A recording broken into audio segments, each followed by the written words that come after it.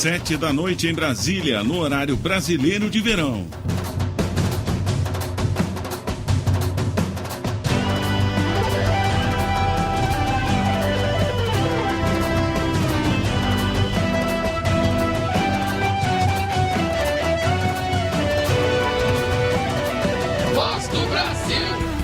Cerca de 4.000 municípios vão fazer parte do programa Saúde Mais Perto de Você. Novo centro da Fiocruz vai produzir medicamentos para Alzheimer e câncer. MEC corta quase 4.000 vagas em cursos de odontologia, farmácia e enfermagem. Terça-feira, 29 de novembro de 2011. Está no ar a sua voz. A nossa voz. A voz do Brasil.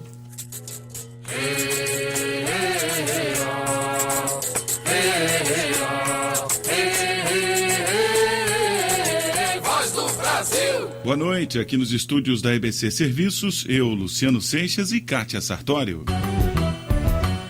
As unidades básicas de saúde são os postos de saúde que ficam próximos às nossas casas e onde fazemos consultas, exames, tomamos vacinas e recebemos atendimento em áreas como pediatria, ginecologia e odontologia. É verdade, Kátia. O governo quer melhorar o atendimento nessas unidades básicas. Por isso, mais de 4.000 municípios aderiram hoje ao programa Saúde Mais Perto de Você. Com isso, as equipes de atenção básica que cumprirem as metas, como o tempo de espera para atendimento, vão receber mais recursos e os pacientes também vão poder opinar sobre a qualidade dos serviços. Paulo La Sálvia. A partir de março do ano que vem, as unidades básicas de saúde vão ser avaliadas e certificadas pelo Ministério da Saúde. O governo vai medir a qualidade dos serviços com entrevistas nos postos de saúde, na casa dos usuários e pela internet a cada 6 meses. Vão ser avaliados indicadores como, por exemplo, tempo de espera e satisfação dos pacientes, atendimento a hipertensos e diabéticos e acesso ao pré-natal. É esta análise que vai determinar se a unidade básica receberá mais ou menos recursos dentro da estratégia Saúde Mais Perto de Você. Cada uma das mais de 17.500 equipes de atenção básica cadastradas vai receber de imediato R$ 1.700 a mais por mês. Caso cumpram as metas estabelecidas, o valor adicional pode chegar a R$ 8.500 por mês. De acordo com o ministro da Saúde, Alexandre Padilha, para as unidades receberem o incentivo de qualidade, vão ter que garantir o pronto atendimento ao público. Uma das questões desse incentivo de qualidade é que ele vai exigir que essas unidades básicas de saúde que participem desse programa façam atendimento a quem aparecer na unidade. Nada de atendimento programado, com ficha pré-cadastrada, ou seja, tem um grupo de pessoas que são acompanhados de forma programada, mas a unidade tem que estar aberta a receber qualquer pessoa que a procura naquele horário normal de funcionamento dela. O ministro Alexandre Padilha afirmou ainda que estes recursos adicionais para a atenção básica à saúde vieram de uma economia feita em outros programas do Ministério. Apertamos a fiscalização sobre os recursos que são repassados para a atenção básica. Nós montamos um cadastro nacional das equipes de saúde da família que monitora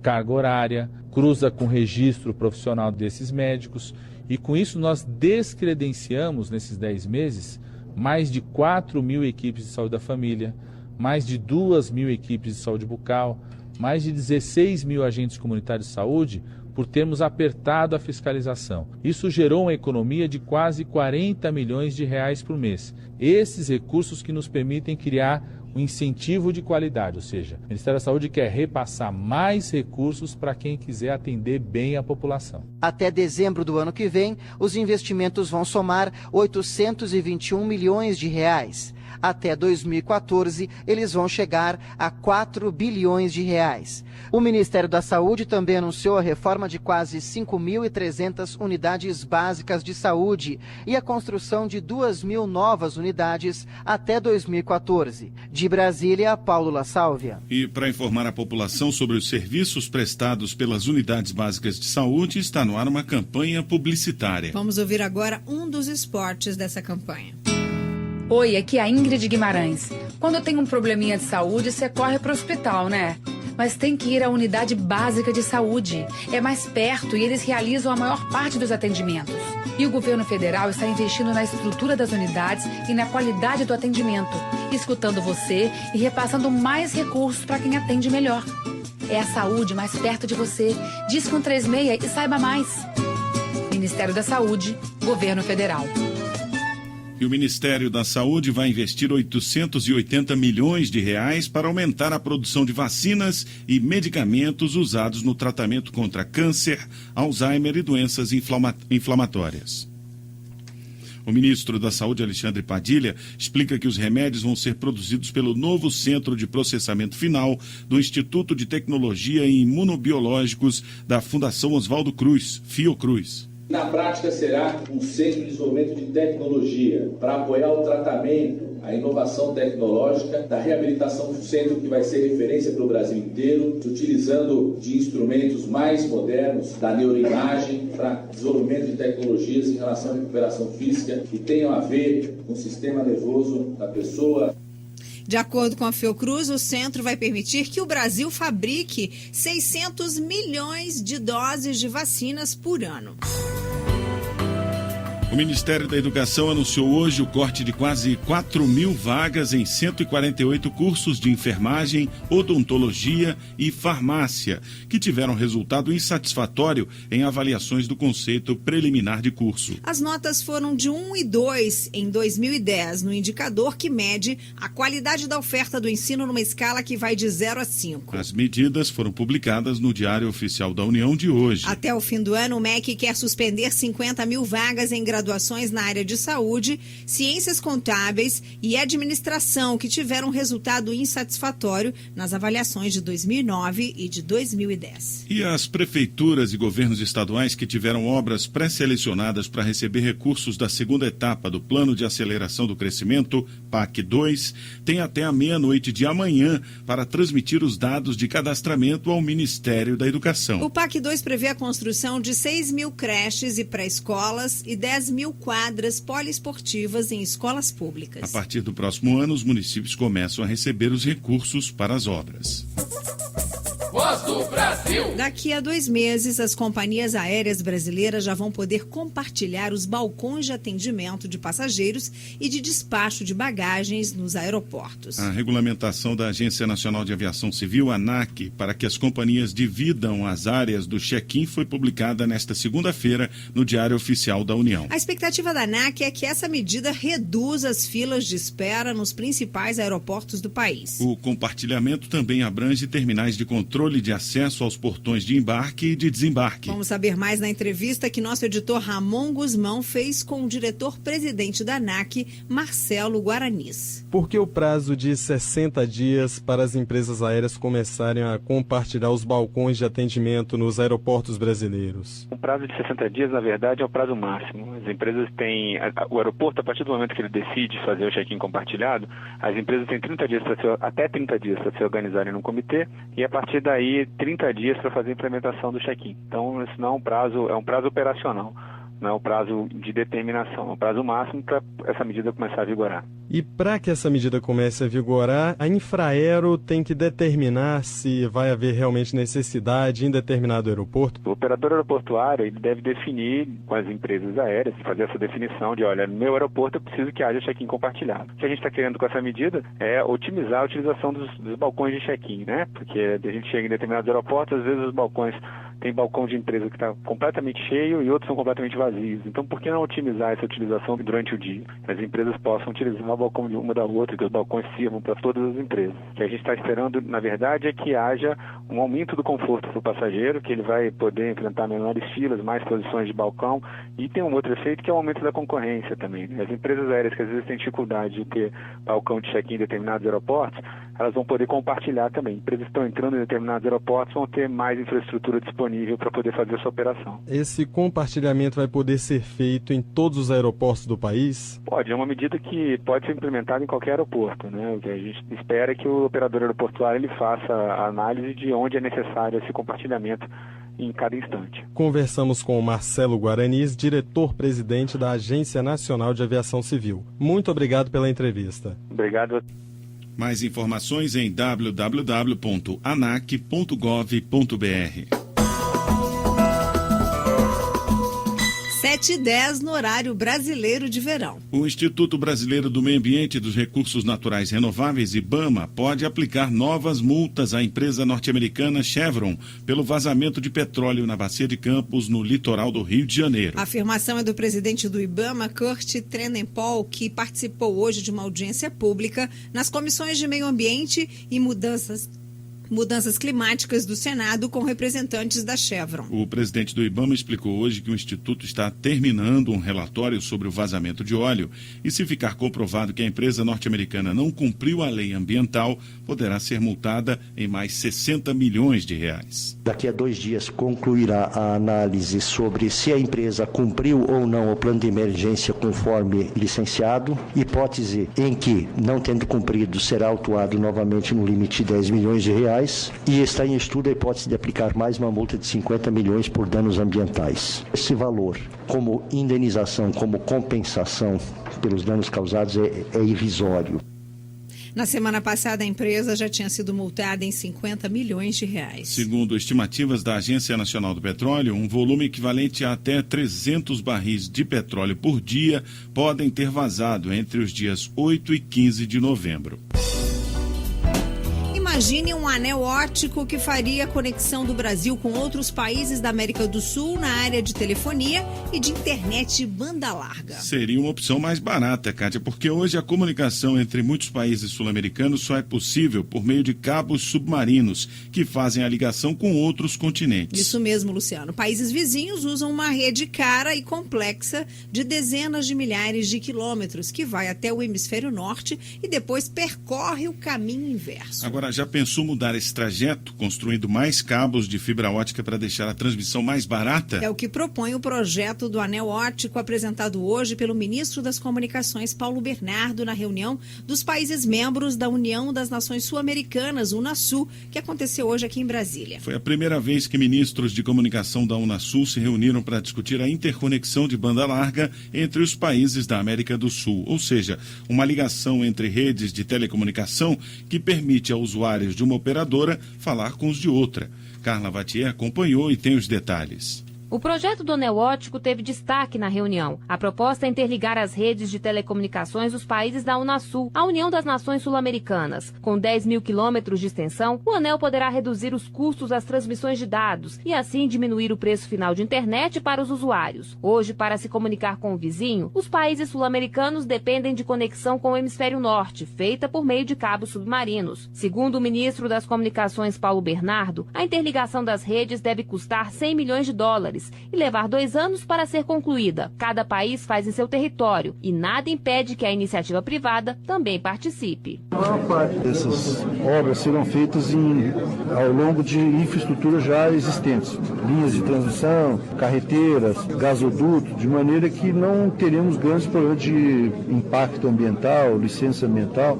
Nós achamos que isso também vai facilitar em termos de prazo, né? Em 2 anos nós teremos avançado muito na conexão. O encontro de hoje ocorreu um dia antes da reunião do Conselho de Infraestrutura e Planejamento da UNASUL, o COSIPLAN, que tem a tarefa de debater projetos de integração física regional para os próximos 10 anos. Amanhã, durante a reunião, vai ser proposta a criação de um grupo de trabalho para estudar a interligação das estruturas das redes de fibras óticas na América do Sul. De Brasília, Carla Vatier.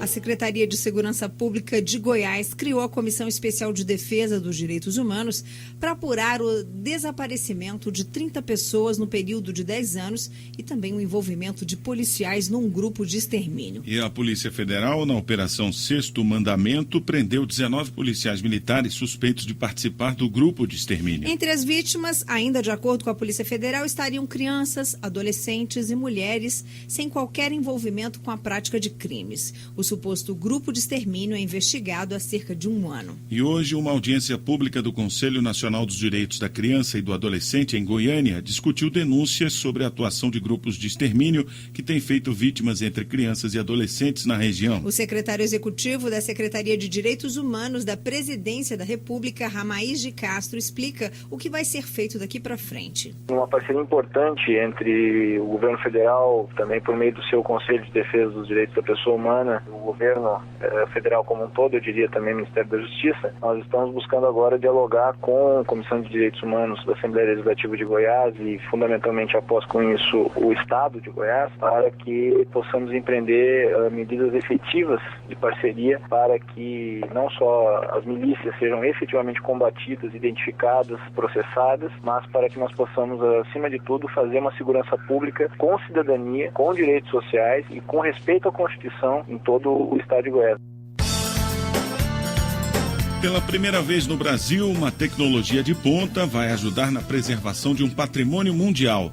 Os 12 profetas esculpidos em pedra-sabão pelo artista mineiro Antônio Francisco Lisboa, o Aleijadinho. Para facilitar os trabalhos de restauração, vão ser confeccionados em silicone moldes das esculturas que vão ter todos os detalhes das peças originais. A partir do molde são feitas cópias de segurança em gesso e outra em resina e pó de pedra que vão poder fazer parte de exposições itinerantes. Uma outra técnica vai permitir a digitalização em 2 e 3 dimensões dessas esculturas. Um scanner vai capturar vários ângulos das esculturas que depois serão reconstituídas num ambiente digital que poderá ser visto em qualquer parte do mundo. A ideia é ajudar a monitorar o estado de conservação das esculturas.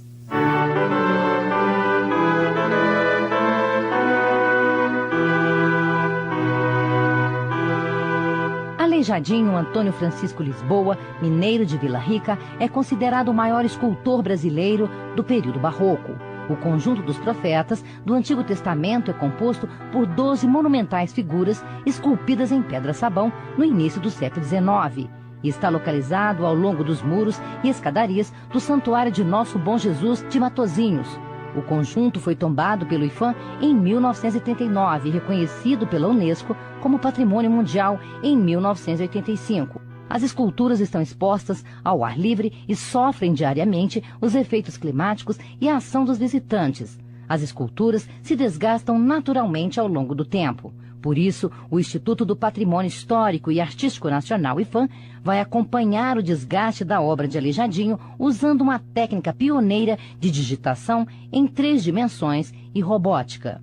Segundo o presidente do IPHAN, Luiz Fernando de Almeida, a técnica prevê a recriação de réplicas digitais que vão ajudar os técnicos a monitorar o estado de conservação das esculturas. Através de um processo de escaneamento extremamente moderno, contemporâneo, uma documentação capaz de acompanhar esse eventual processo de degradação da pedra e, por outro lado, criando uma nova metodologia, um novo sistema de reprodução. Das 12 esculturas dos profetas, 5 já foram digitalizadas. O processo custou R$330 mil e está sendo financiado pela Lei Rouanet. De acordo com o presidente do IPHAN, a conclusão do trabalho está prevista para junho do ano que vem. Bom, esse trabalho vai ser concluído o ano que vem, que vai ser concomitante com a abertura de um centro de interpretação do barroco, um centro de estudos da pedra. Esse grande espaço vai ser um espaço também de interpretação desse conjunto barroco brasileiro, considerado por muitos o conjunto mais importante colonial brasileiro, e também de enfrentamento de um problema que é a apropriação que esse conjunto tem, que a cidade tem desse conjunto. Em geral, as pessoas vão para Congonhas, ficam 2, 3 horas e vão embora, não gerando, na verdade, uma apropriação econômica da sociedade sobre esse patrimônio. A existência desse centro de interpretação, desse centro de estudos da pedra, que vai ser muito atrativo, ele vai permitir também com que as pessoas permaneçam mais tempo, os turistas permaneçam mais tempo em Congonhas. Após a digitalização, as imagens dos profetas serão disponibilizadas na internet para acesso público. De Brasília, Cleide Lopes. Voz do Brasil. Você sabia que os filmes brasileiros ocupam a segunda melhor participação no mercado entre os países ibero-americanos? Só perdemos para a França. A informação é da Agência Nacional do Cinema, Ancine, que promoveu no Rio de Janeiro 2 dias de seminário internacional sobre políticas públicas de financiamento do audiovisual. Manuel Rangel, diretor-presidente da Ancine, explica o que esse encontro representa para o setor. Isso significa tomar contato com as políticas de financiamento, conhecer os mercados audiovisuais desses países, entender a maneira como os governos foram encontrando respostas para a necessidade de produzir a sua própria imagem, de viabilizar essa indústria audiovisual e de fazer, portanto, de cada um desses países capazes de produzirem a sua própria imagem. É também uma oportunidade para que os brasileiros saibam como podem se integrar à estrutura produtiva de países e, portanto, trabalhar mais filmes, mais obras audiovisuais em regime de coprodução. A Ancine foi criada há 10 anos para regular e fiscalizar o setor e também promover a qualidade e a diversidade dos conteúdos audiovisuais produzidos no país. O Brasil tem mais de 1.800.000 empreendedores individuais que atuam na formalidade. São pessoas que trabalham por conta própria no comércio, na indústria ou na prestação de serviço. A meta do governo federal de formalizar mais 500.000 novos empreendedores individuais até o final deste ano já foi superada. Daniela Almeida. O comerciante Adalberto Oliveira dos Santos, de 37 anos, vive em meio a muitas pedrarias e bijuterias. Ele vende colares, anéis e brincos em uma feira de Brasília. O que não brilhava mesmo era a estrela de Adalberto na hora de comprar no atacado em outras praças, como São Paulo. Mesmo faturando cerca de R$3.000 por mês, ele não conseguia provar que poderia pagar a conta. Adalberto cansou da informalidade e se cadastrou como empreendedor individual. Ele quer segurança. Eu tive necessidade de segurança. Segurança como assim? É viajar e chegar com a mercadoria aqui com segurança. Se a Receita vier me procurar aqui, eu tenho como comprovar a nota fiscal que a mercadoria não já é comprada. Se precisar de nota, eu tenho nota para distribuir. Adalberto foi apenas o primeiro dos trabalhadores informais do Brasil que decidiu ser um empreendedor individual. Já em novembro, o número de empreendedores individuais superou em 300.000 a meta do governo para 2011, que era formalizar 500 mil de pessoas até o último dia do ano. Leonardo Rolim, secretário de Políticas de Previdência Social do Ministério da Previdência Social, relata os principais motivos para que o trabalhador, por conta própria, se cadastre. Primeiro, ele está formalizado, ele vai poder participar de licitações públicas, ele vai poder emitir nota fiscal, ele não vai estar sujeito ao fisco municipal, estadual e federal. O seu negócio se torna um negócio legal e isso vai permitir que ele tenha um aumento de renda. Segundo, ele vai estar protegido pela Previdência Social. Se ele adoecer e não puder trabalhar naquele período, ele vai ter a sua renda garantida de um salário mínimo. O empreendedor individual pode se cadastrar em uma das 400 ocupações existentes e paga por mês 5% do salário mínimo, o equivalente hoje a R$ 27,25. De Brasília, Daniela Almeida.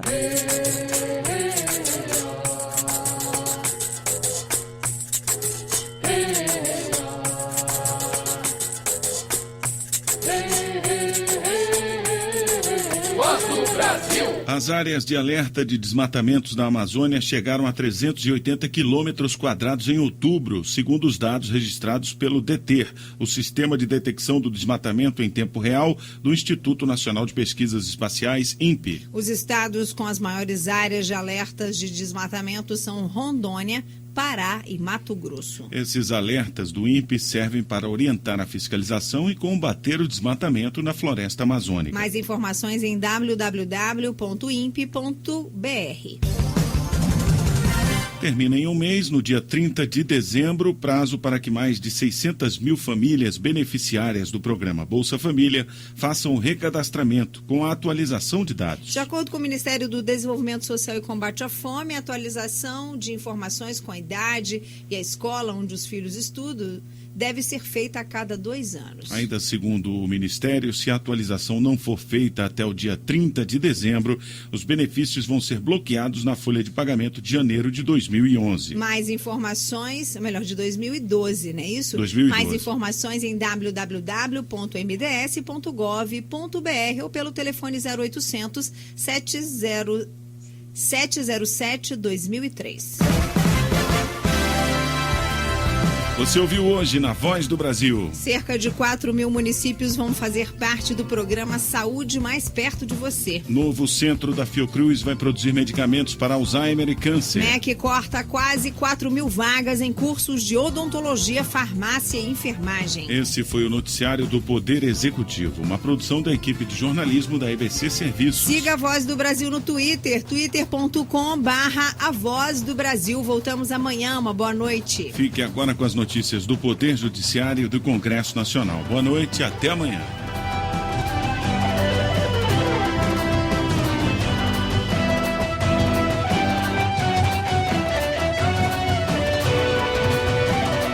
Voz do Brasil.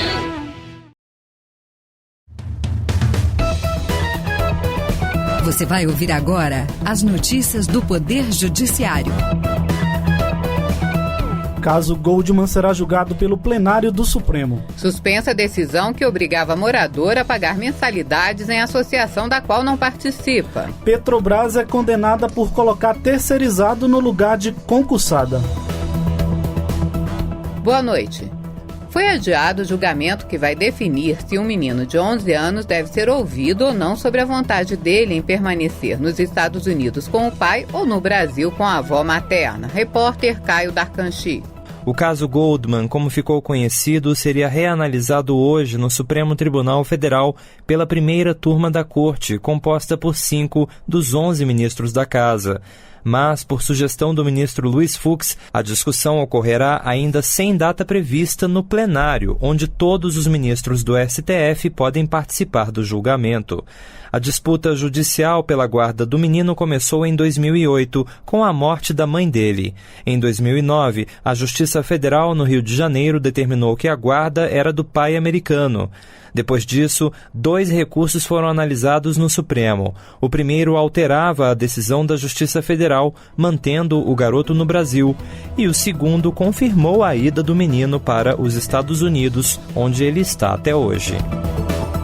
Suspensa a decisão que obrigava morador a pagar mensalidades em Associação de São Paulo. As informações com Sheila Noleto. O ministro do Superior Tribunal de Justiça, Luiz Felipe Salomão, suspendeu decisão que obrigava um morador da cidade de São Paulo a pagar mensalidades a uma associação na qual nunca integrou. O caso envolve a SAJAV, Sociedade Amigos do Jardim das Vertentes. No recurso, o morador alegou que o Ministério Público propôs ação para que a cobrança fosse suspensa aos não associados, mas a SAJAV ignorou a decisão e cobrou o valor das mensalidades. A mesma decisão também foi tomada pelo Supremo Tribunal Federal em setembro. O morador ainda explicou que pode sofrer dano de difícil reparação pela falta de patrimônio comprovado da associação, que já está com as contas bancárias encerradas desde 2009. Com base nessas alegações, o ministro Salomão suspendeu a cobrança até que o processo seja concluído. No segundo dia do seminário que discute o direito militar no mundo, o habeas corpus foi um dos temas de destaque. Repórter Natália Pianegonda. No Brasil, o Superior Tribunal Militar foi o primeiro a conceder um habeas corpus provisório, criando a jurisprudência na qual se inspirou o Supremo Tribunal Federal. A medida liminar foi concedida em 1964, no início do regime militar, a pedido do advogado Arnoldo Wald. Ele foi um dos palestrantes no segundo dia do 10º Seminário de Direito Militar, que acontece no STM em Brasília. Para o advogado e professor, este instrumento representa um progresso do qual não se pode abrir mão. Foi uma reação no sentido de combinar a revolução que tinha ocorrido com o respeito ao Estado de Direito e a ideia de que o habeas corpus é uma garantia da qual não se pode abrir mão, nem mesmo em relação à justiça militar. Nesta terça-feira também foi debatida a aplicação do direito militar na Alemanha, Grécia, Estados Unidos e Canadá, além do julgamento de civis pela Justiça Militar. O seminário segue até quinta-feira. E a Justiça de Santa Catarina manteve sentença que determinou que a Petrobras nomeie e convoque uma candidata classificada em 4º lugar em concurso para o cargo de auxiliar de segurança interna. A empresa também terá de pagar R$5 mil por danos morais. Os 3 primeiros colocados foram nomeados e a vaga remanescente acabou preenchida por um funcionário de empresa terceirizada. E o Tribunal Superior Eleitoral julga hoje governador de Roraima. Repórter Sérgio Oliveira. O governador de Roraima, Anchieta Júnior, será julgado no Tribunal Superior Eleitoral na sessão plenária desta terça-feira. Ele já foi cassado pelo Tribunal Regional Eleitoral do seu estado. Ele entrou com recurso ordinário tentando anular a decisão.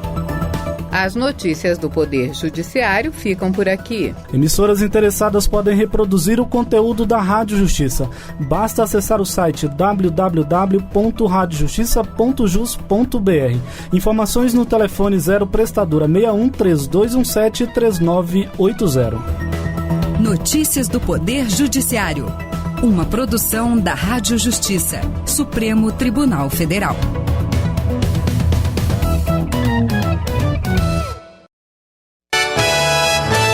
Novo Código Florestal será votado amanhã. Hoje o Senado aprovou a autonomia para as defensorias públicas. Já a Comissão de Assuntos Econômicos quer destinar dinheiro das loterias para estados atingidos por secas e enchentes. João Capiberibe toma posse no Senado. Estes são os destaques de hoje do Jornal do Senado, que começa agora. Boa noite. O Senado aprovou hoje o projeto que fortalece as defensorias públicas estaduais. As defensorias garantem assistência pública gratuita a pessoas que não têm condições de pagar um advogado. Mais informações com o repórter Nilo Bairros. O projeto de lei complementar aprovado muda a lei de responsabilidade fiscal para separar o orçamento das defensorias públicas das despesas dos poderes executivos estaduais. Assim, as defensorias passam a ter autonomia financeira e administrativa. O senador Vital do Rego, do PMDB da Paraíba, resumiu a importância do defensor público no processo de defesa judicial da população carente. Só quem sabe o trabalho da defensoria pública é quem precisou dela. E os pobres têm como único e último recurso para valer o seu direito o trabalho do defensor público. O autor do projeto, o senador José Pimentel, do PT cearense, agradeceu os 57 votos favoráveis, 70% da casa, e parabenizou os defensores públicos. Com a regulamentação do direito à iniciativa de orçamento, à autonomia financeira e administrativa, eles poderão trabalhar muito mais. O projeto segue agora para a Câmara dos Deputados. O plenário também aprovou nesta terça-feira a indicação do diplomata Roberto Collin para o cargo de embaixador do Brasil junto à República Popular Democrática da Coreia, mais conhecida como Coreia do Norte. E o Senado deve fazer amanhã a votação final do projeto do Código Florestal. Depois de aprovada, a proposta volta para a Câmara dos Deputados, que vai decidir se mantém o texto do Senado. O líder do governo, o senador Romero Jucá, afirmou que, apesar das controvérsias, a expectativa é de que o novo código seja aprovado com poucas alterações. A maioria do texto já está consensuado e, portanto, vai ser uma votação que nós esperamos que seja rápida e que possa ser aprovado o texto como veio das comissões. E na opinião do senador Luiz Henrique, que foi relator do projeto nas comissões de Constituição e Justiça, de Ciência e Tecnologia e de Agricultura, todos ganham com o novo texto do Código Florestal: sociedade, governo, ambientalistas e produtores rurais. Por quê? Porque fizemos um texto que representa a média geral. Conseguimos atender convenientemente a todos os setores da sociedade e fazer uma lei boa para o país. Dinheiro das loterias poderá ser usado no socorro aos estados afetados por catástrofes naturais. Os detalhes na reportagem de Bruno Lourenço. 2,5% da arrecadação obtida pela Caixa Econômica Federal com as loterias devem ser destinados ao FUNCAP, o Fundo Especial para Calamidades Públicas. É o que determina projeto de lei aprovado pela Comissão de Assuntos Econômicos. Em 2010, isso daria 200 milhões de reais. Além disso, a União também deve contribuir com 5 vezes o valor disponibilizado pela Caixa. Ou seja, se a lei já existisse, o FUNCAP teria recebido 1 bilhão e 200 milhões de reais no ano passado. O senador Benedito de Lira, do PP de Alagoas, autor da iniciativa, diz que já é hora de assegurar condições para o enfrentamento de desastres naturais como enchentes ou secas. Porque todos os anos, independentemente de qual seja o estado ou município, nós temos calamidade pública. Já a Comissão de Educação aprovou o projeto do senador Eduardo Amorim, que pune os governos estaduais e prefeituras que não garantirem merenda escolar nutritiva aos alunos da rede pública. O relator, senador Paulo Paim, do PT Gaúcho, afirmou que a medida vai ajudar no combate à obesidade nas escolas. Se não há uma alimentação adequada, além da obesidade, podem estar vendendo até bebida alcoólica, por exemplo, em estabelecimentos, nas cantinas. A Comissão de Educação aprovou também pedido de audiência pública com o presidente da FIFA, Joseph Blatter, para debater com os senadores a organização do Mundial de 2014 e a Lei Geral da Copa. Comissões. O IBAMA pode aplicar novas multas de até 60 milhões de reais à empresa norte-americana Chevron, responsável pelo vazamento de petróleo na Bacia de Campos, no Rio de Janeiro. O anúncio foi feito hoje no Senado pelo presidente do IBAMA, Kurt Trennepol, durante audiência pública nas comissões de Meio Ambiente e Mista de Mudanças Climáticas. Repórter George Cargin. Segundo Kurt Trennepol, as sanções podem chegar a 110 milhões de reais, já que a petrolífera foi atuada em 50 milhões de reais pelo acidente. Esse valor, como indenização, como compensação pelos danos causados, é irrisório. Durante o debate, as autoridades convidadas defenderam uma revisão no valor das multas e alertaram que as empresas costumam recorrer na justiça para não pagar as sanções. Além disso, o dinheiro arrecadado não é destinado para recuperar os danos ambientais. O presidente da Comissão de Meio Ambiente do Senado, Rodrigo Hollenberg, cobrou a elaboração de um plano nacional de contingência para prevenir e atuar em casos de grandes vazamentos. Hollenberg disse que as multas são muito baixas. No ano passado, quando tivemos o acidente no Golfo do México envolvendo a British Petroleum, as multas chegaram a 20 bilhões de dólares. No Brasil, a multa maior individualmente é uma multa de 50 milhões de reais. O diretor da Chevron, Luiz Alberto Pimenta, negou que houve negligência e alegou que as operações da empresa seguem a legislação brasileira e os padrões internacionais de segurança. O senador Paulo Bauer, do PSDB de Santa Catarina, apresentou uma proposta de emenda à Constituição que acaba com a cobrança de impostos sobre medicamentos. Ele disse que em vários países os remédios estão livres de impostos. Em outros, a alíquota é de apenas 10%. Mas no Brasil, a alíquota média é de 33,9%. Segundo Paulo Bauer, isso encarece os remédios e inviabiliza a sua compra por milhares de brasileiros de baixa renda. Ele calculou o quanto seria economizado com um imposto zero, dando como exemplo um hospital da cidade catarinense de Chapecó.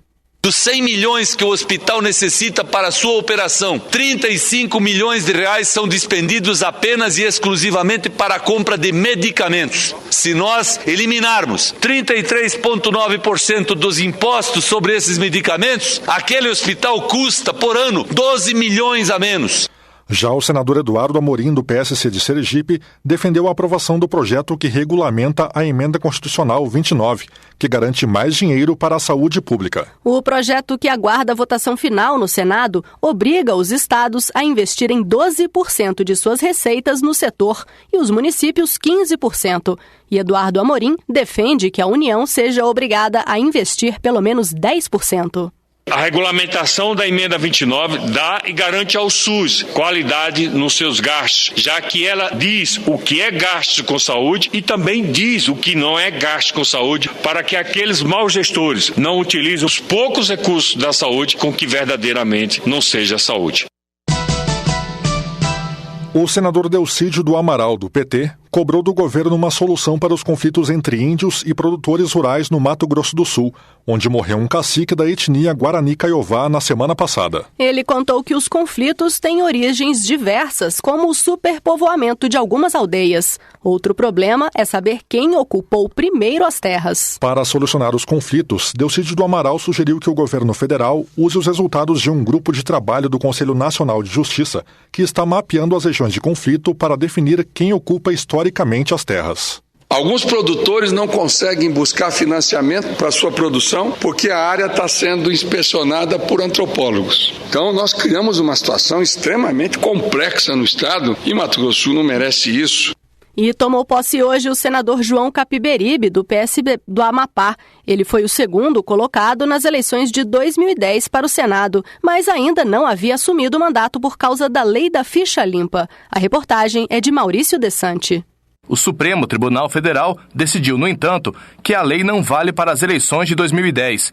Por isso, a Justiça Eleitoral teve que voltar atrás e diplomar o senador João Capiberibe. Ele foi acusado de ter comprado votos nas eleições de 2002, mas ao tomar posse, rebateu a acusação. Como única prova, o depoimento de 2 mulheres que me acusavam de eles ter comprado os votos por R$26, pagos em 2 parcelas. História rocambolesca que não resiste a uma busca simples no Google. No discurso de posse, João Capiberibe anunciou a apresentação de um projeto de lei para que os consumidores possam saber quanto pagam de impostos na aquisição de bens e serviços. Com a aprovação desse projeto, que chamo de Impostos às Claras, cidadãos e cidadãs finalmente irão saber que pagam e quanto pagam de imposto. O senador João Capiberibe já foi prefeito de Macapá e governador do Amapá. Essa é a segunda vez que ele assume uma cadeira no Senado. Com a posse de João Capiberibe, deixa o Senado Gilvan Borges, do PMDB, terceiro candidato mais votado nas eleições de 2010. Jornal do Senado. Apresentação Raquel Teixeira e Tiago Medeiros. Áudio Fábio Calisto. Acompanhe agora as notícias da Câmara dos Deputados. Boa noite. Boa noite.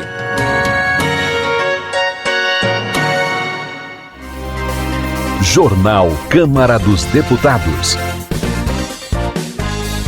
A audiência pública vai debater segurança na extração de petróleo. Orçamento terá 5 bilhões de reais para emendas coletivas. Parlamentares avaliam temas referentes à Copa do Mundo de 2014. Roberto de Lucena, do PV Paulista, está preocupado com a possibilidade de o Congresso liberar a venda de bebida alcoólica nos estádios durante a realização da Copa do Mundo de Futebol em 2014. Para Roberto de Lucena, a proposta representa um retrocesso no combate à violência nos estádios. Além disso, o deputado entende que o parlamento não pode permitir que a FIFA interfira na soberania do país para garantir o lucro da indústria de bebidas. Luiz Noé, do PSB do Rio Grande do Sul, criticou a atitude da FIFA, que está exigindo do Brasil alterações no Estatuto do Torcedor para permitir a venda da cerveja patrocinadora do evento dentro dos estádios. Luiz Noé afirmou que a proibição da venda de bebida alcoólica nos estádios de futebol diminuiu a violência praticada em brigas e acidentes envolvendo motoristas embriagados.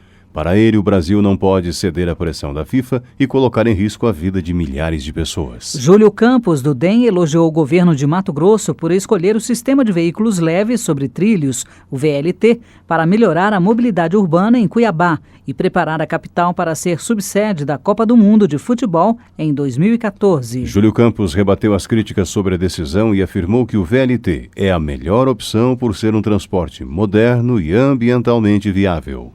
Ele justificou que o BRT, a via expressa para ônibus, além de ser um sistema superado, representaria mais gastos com a desapropriação de imóveis em Cuiabá.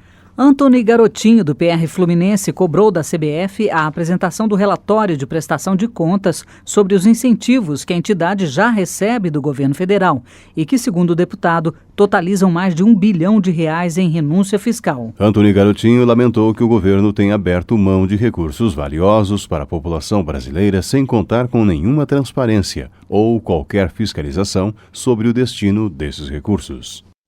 Desenvolvimento Regional. A Câmara cedia até amanhã a 12ª Conferência das Cidades. Edinho Araújo, do PMDB paulista, observou que o tema principal do encontro é a Política Nacional de Resíduos Sólidos, aprovada pelo Congresso no ano passado. Edinho Araújo alertou que as prefeituras têm até o próximo ano para se adequarem às exigências da lei e até agosto de 2014 para extinguirem os lixões a céu aberto, minimizando assim os danos ambientais. Missionário José Olímpio, do PP de São Paulo, cumprimentou a administração de Indaiatuba pela inauguração do Parque Ecológico, que, segundo ele, vai beneficiar toda a comunidade local. José Olímpio também participou de encontro com alunos e educadores no Centro de Integração Empresa Escola de Indaiatuba. Ele comunicou que destinou emenda parlamentar para atender às demandas do município e de toda a região de Campinas. Jesus Rodrigues, do PT do Piauí, defendeu a produção de etanol pela agricultura familiar como forma de diminuir o número de pessoas vivendo abaixo da linha da pobreza e garantir o abastecimento. O deputado destacou que atualmente no Piauí 665 mil pessoas vivem na extrema pobreza. Para Jesus Rodrigues, a descentralização da produção de etanol traria desenvolvimento, principalmente para a zona rural, onde está concentrado o maior número de pessoas vivendo na miséria. Taumaturgo do PT acreano reclamou do serviço prestado pelas operadoras de telefonia e de internet na região norte do país. Ele frisou que a qualidade do atendimento é baixa, o que, segundo ele, fere o direito dos consumidores. Taumaturgo cobrou mais rigor da Anatel na fiscalização dos serviços prestados aos usuários do norte. Ele afirmou que os usuários cumprem suas obrigações, pagando suas contas em dia, mas, segundo ele, não tem ligações telefônicas ou internet de qualidade. Valdenor Pereira, do PT, parabenizou os 266 anos de emancipação política de Rio de Contas, que, segundo ele, é considerado um dos mais importantes municípios da Chapada da Diamantina e foi a primeira cidade planejada do Brasil. Valdenor Pereira prestou homenagem também pelos 50 anos de emancipação do município de Mortugaba e pelos 26 anos do município de Guajeru. José Ayrton, do PT cearense, cumprimentou a administração de Icapuí pelos trabalhos que, na visão dele, visam o bem-estar da população local e o desenvolvimento do município. José Ayrton ainda destacou seu trabalho na casa em favor de Icapuí, que viabilizou, de acordo com ele, a construção de creches, a contenção de barreiras e a recuperação de estradas. Previdência. Arnaldo Faria de Sá, do PTB paulista, cobrou do governo federal o envio da proposta que trata das alterações na cobrança do fator previdenciário. Ele exigiu o cumprimento da promessa de que a reforma seria encaminhada ao Congresso ainda no ano de 2011. De acordo com Arnaldo Faria de Sá, o fator previdenciário só traz prejuízos para os trabalhadores que já deram sua contribuição para o crescimento do país. O deputado também cobrou a votação da proposta que trata das perdas acumuladas de aposentados e pensionistas. Economia. Renato Molin, do PP do Rio Grande do Sul, ressaltou a importância da aprovação da medida provisória que trata da desoneração do setor produtivo. As empresas, segundo o parlamentar, aguardavam a medida que deve entrar em vigor a partir de 1º de dezembro. Renato Molin mencionou que as empresas agora aguardam a regulamentação do Reintegra, o regime especial de reintegração de valores tributários para as empresas exportadoras. Ele prevê que as empresas exportadoras terão de volta 3% do que pagaram em impostos. Arnaldo Jordi, do PPS do Pará, informou que 100 trabalhadores da hidrelétrica de Belo Monte bloquearam a rodovia transamazônica, exigindo o cumprimento dos acordos firmados no momento da contratação. O deputado espera que o governo do estado e a empresa responsável pela obra cumpram os contratos. Com a construção de Belo Monte, explicou Arnaldo Jordi, houve um grande fluxo migratório na região, que não conta com infraestrutura suficiente para atender a 100 mil pessoas que devem se mudar para lá nos próximos meses. Pesquisa da Fundação Getúlio Vargas aponta que o desemprego é mais alto em cidades com maior número de pessoas negras ou pardas. Lincoln Portela, do PR Mineiro, ainda citou o levantamento do IBGE, que lista o índice de analfabetismo e de violência como outros fatores que confirmam a discriminação. Para Lincoln Portela, é preciso refletir sobre a inserção do negro na sociedade brasileira de reconhecida diversidade étnica e cultural. O deputado entende que o Dia da Consciência Negra deve ser comemorado como um marco das primeiras conquistas decorrentes da recuperação da identidade dos negros brasileiros. Agricultura. O Senado deve aprovar esta semana o projeto que trata do Código Florestal. Eleusis Paiva, do PSD paulista, acredita que a proposta final será baseada no bom senso, atendendo a reivindicações de ruralistas e ambientalistas, para permitir que o país continue se desenvolvendo com responsabilidade ambiental. Como a proposta deve sofrer alterações no Senado, Eleusis Paiva espera que a Câmara se mobilize para apreciar o texto com as mudanças apresentadas até o final do ano legislativo. As emendas coletivas apresentadas pelas bancadas no Congresso Nacional somam 68 bilhões de reais, valor superior a 10 vezes o montante previsto no orçamento. A Comissão Mista de Orçamento definiu que os recursos disponíveis vão ser divididos proporcionalmente ao total de emendas apresentadas em cada setor. A repórter Idelene Macedo, jornalista da Rádio Câmara, tem mais informações sobre os debates em torno do orçamento. Os relatores setoriais do projeto do Orçamento 2012 terão à disposição 5 bilhões e 450 milhões de reais para emendas coletivas, recurso insuficiente para atender os mais mais de 68 bilhões de reais solicitados pelos parlamentares. Os quase 5 bilhões e meio de reais à disposição para emendas de bancada e de comissões foram definidos em reunião da Comissão Mista de Orçamento nesta segunda-feira. A divisão desse total será feita na proporção das emendas apresentadas para cada setor. Educação, cultura, ciência e tecnologia e esporte foi a área temática que mais recebeu emendas, 91 no total, que somam quase 922 milhões de reais. A área de saúde teve 79 emendas no valor total de 800 milhões. Em terceiro lugar, planejamento e desenvolvimento urbano receberam 73 emendas, que representam 739 milhões. No total, foram apresentadas 538 emendas relativas às 10 áreas temáticas, com valor superior a 68 bilhões de reais.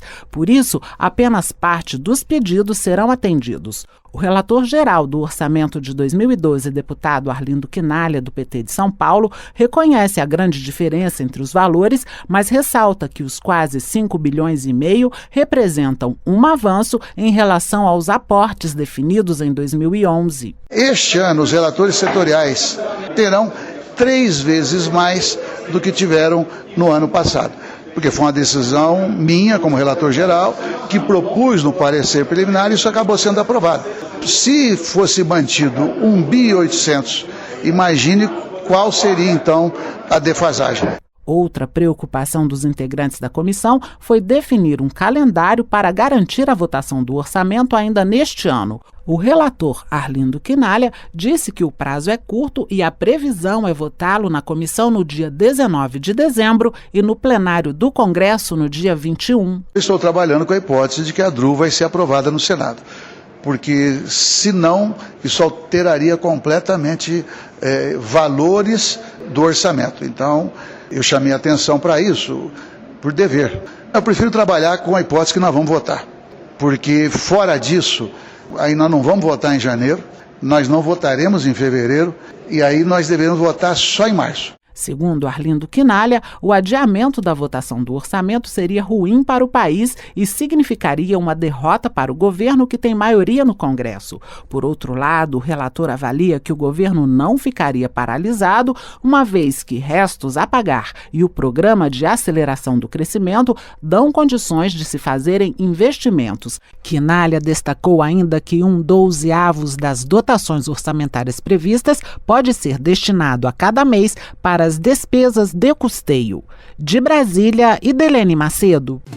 Segurança Pública.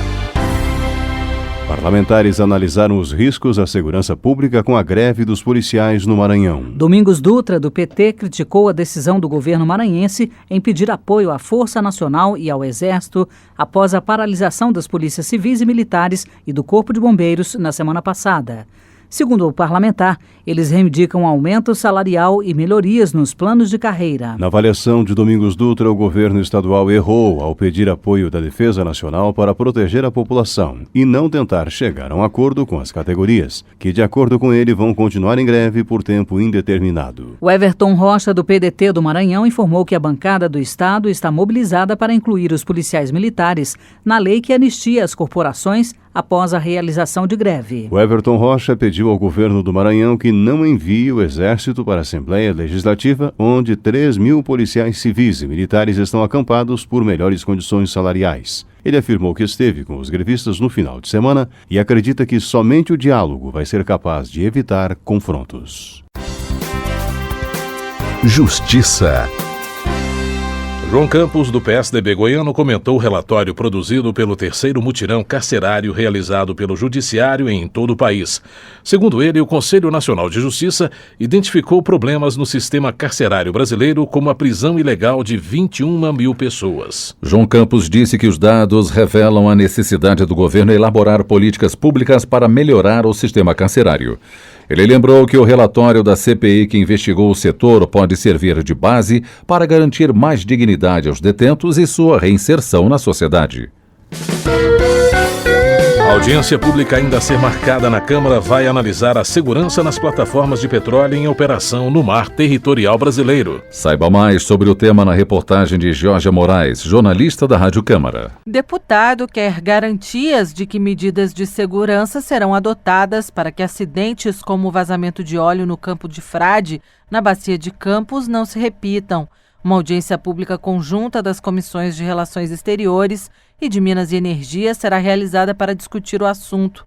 O pedido é do deputado Antônio Carlos Mendes Tame, do PSDB de São Paulo. Ele questiona a viabilidade econômica de se explorar o pré-sal com a inclusão de novos quesitos de segurança. A ênfase que nós devemos dar é utilizar cada um desses acontecimentos infalsos, negativos, deletérios, como um presságio, como um aviso, e a partir daí tomar medidas cautelares para evitar situações semelhantes ou até piores. O que nós queremos é que haja um comprometimento da Agência Nacional de Petróleo de ou alterar as suas normas internas, as suas exigências, passar a tê-las de uma forma muito mais claras, muito mais incisivas, ou ao contrário, passe a fiscalizar, se é que essas normas já existem, passe a fiscalizar, para que não ocorra uma situação como essa que nós vimos. O vazamento de óleo de responsabilidade da petroleira Chevron começou no dia 8 de novembro e está sendo investigado pela Polícia Federal,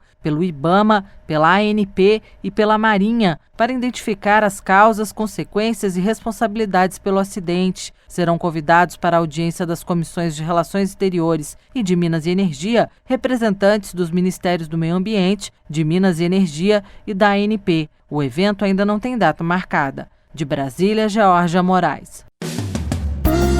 Saúde.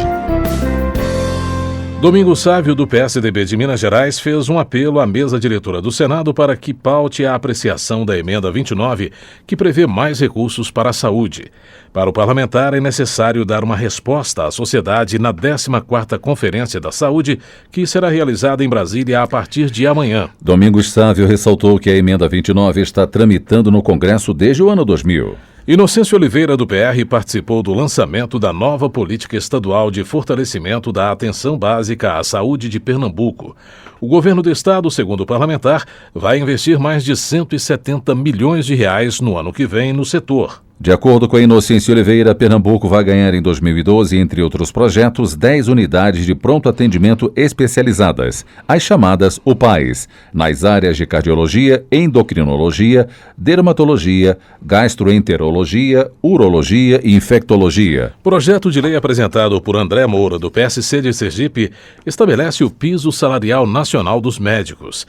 Segundo a proposta, o piso deve ser fixado em R$ 9.188,22 para uma jornada de 20 horas semanais de trabalho. Além de um salário digno, André Moura entende que medidas como o direito à educação continuada, o acesso a cursos de especialização e segurança no trabalho devem ser garantidas para que o cidadão receba um atendimento com mais qualidade, acolhimento, humanização e cuidado adequado. Ciência e tecnologia.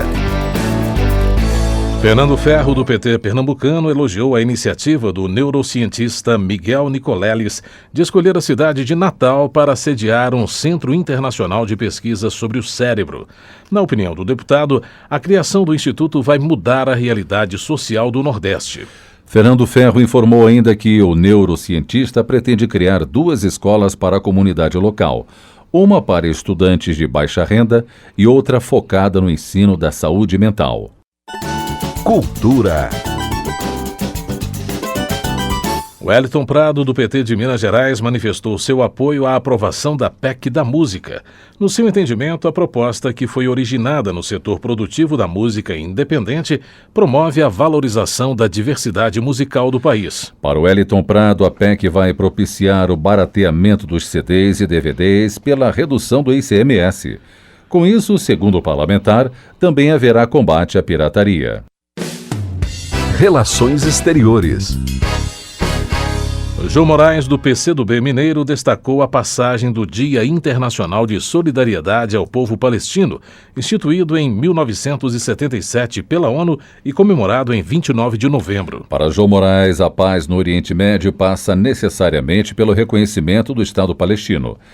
Ela solicitou à Câmara que reforce o apelo de outras nações para que a ONU reconheça a Palestina como uma nação soberana. Ivan Valente, do PSOL de São Paulo, prestou homenagem ao Dia Internacional de Solidariedade do Povo Palestino, comemorado em 29 de novembro. A data foi instituída, segundo o parlamentar, pela aprovação da resolução da ONU pela qual se criaria um Estado judeu e um Estado palestino. O Estado de Israel já está consolidado, disse Ivan Valente, mas a Palestina ainda sofre com a oposição dos Estados Unidos. Ivan Valente enfatizou que está na hora dos países se levantarem contra o veto. Ciba Machado, do PT do Acre, afirmou que o bloco econômico do Cone Sul, formado por Paraguai, Uruguai, Argentina e Brasil, está se fortalecendo cada vez mais diante da crise financeira internacional. Na opinião de Ciba Machado, a receita para o sucesso do Brasil vencer a crise e se tornar um dos novos líderes da economia mundial é o aumento do padrão de vida dos mais pobres e melhorar a infraestrutura das cidades. Votação. Paulo Abiacher, do PSDB de Minas Gerais, manifestou sua frustração com o resultado de um ano de trabalho parlamentar. Na sua opinião, deixaram de ser debatidos planos estratégicos que poderiam ter colocado o país em outro patamar. Nas palavras de Paulo Abiacher, o Poder Legislativo deveria ter enfrentado debates em torno de reformas como o investimento na infraestrutura do país, reformas política e tributária, mudanças na saúde, na educação, na segurança pública e em outros setores. Onix Lorenzoni, do DEM Gaúcho, criticou a atitude do governo, que, segundo ele, está obstruindo as votações da Câmara nessa semana para que a DRU seja aprovada no Senado. Onix Lorenzoni explicou que se a Câmara continuar a votação de medidas provisórias, as matérias irão para o Senado, impedindo assim a votação da DRU. Ele criticou a atitude do governo, que está inviabilizando a votação de outros temas para garantir seus interesses econômicos. A pauta do plenário está trancada por 6 medidas provisórias e pelo projeto que cria o regime de previdência complementar para os servidores da União, que tramita em regime de urgência constitucional. No entanto, em reunião do Colégio de Líderes realizada nesta tarde, as lideranças acertaram a votação da chamada PEC da Música, que concede imunidade tributária a CDs e DVDs com produção musical brasileira. Termina aqui o Jornal Câmara dos Deputados. Uma ótima noite a você e até amanhã. Voz do Brasil, de segunda a sexta-feira, às 19 horas. Boa noite.